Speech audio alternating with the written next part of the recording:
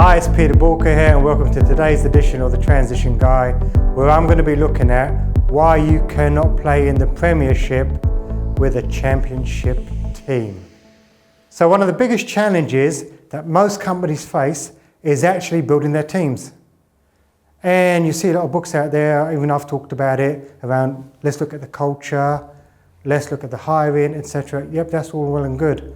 But what most people don't focus on is actual talent. And the reality is, not everyone is made equally. And believe it or not, yes, some people have got much higher talent levels than other people. Society would have you believe, yeah, we're all equal. Guess what? It's not a reality.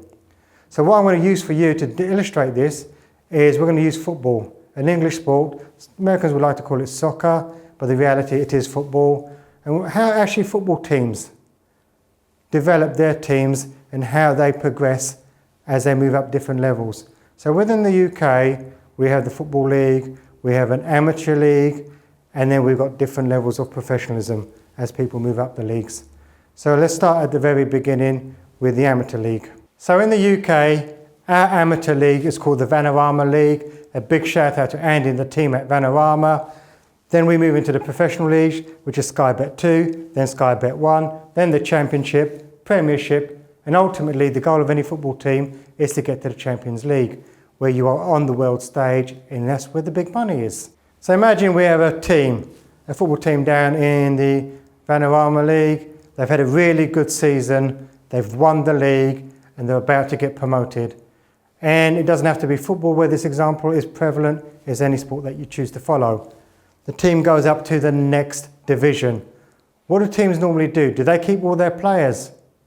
Absolutely not. What do? They shed the players that they do not believe can step up to the mark.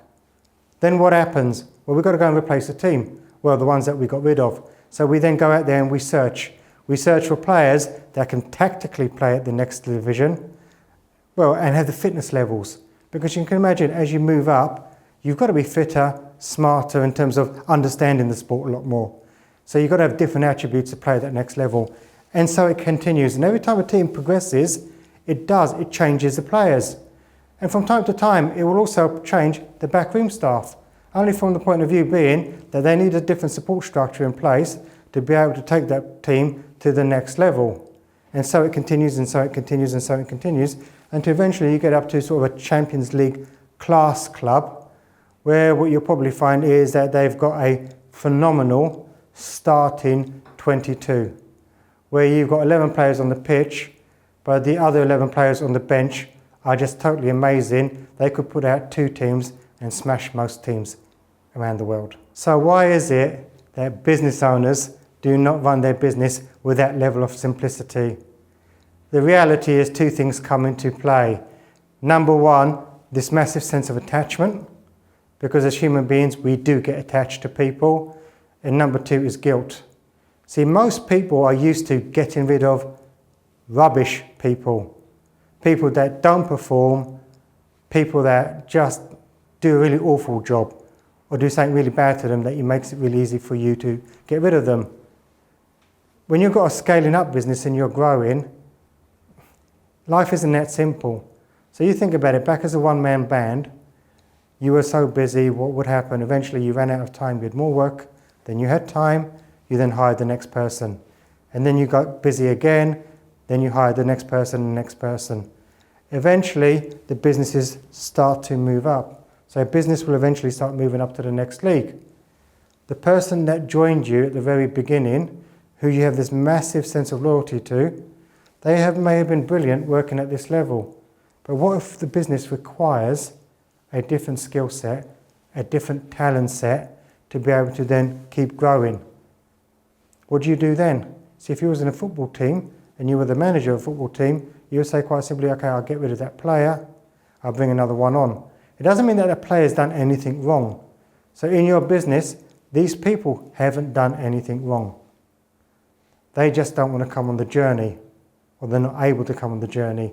And I see too many businesses restricting their businesses because they've got the wrong team on board. And they're very loyal to the wrong team.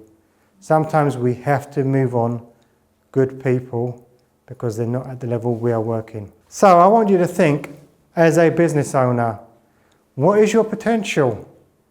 Are you destined to play Champions League football, but you're struggling to get there because you've got a Sky Bet Division 1 team?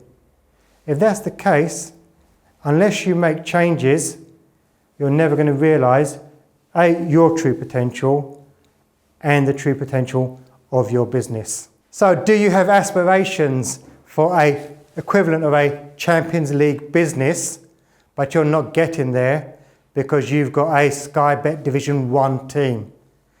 If you've got that in place and you need to make the change and you don't know quite how to make it or what to do next, head over to Boolkah.com and get in contact.